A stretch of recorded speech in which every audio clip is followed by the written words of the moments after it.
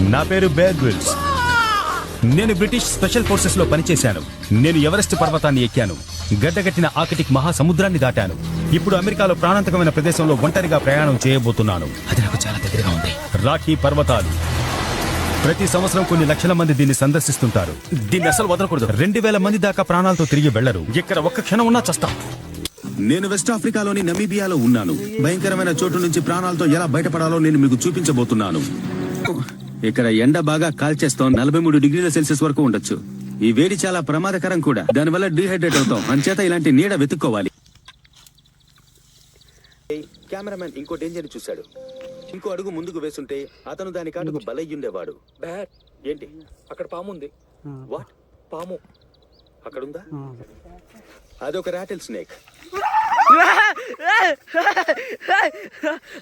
చాలా పెద్దది. గలగలామని చెప్పుడు చేస్తోంది. ఇది నా ఆకలికి సరిపోతుంది.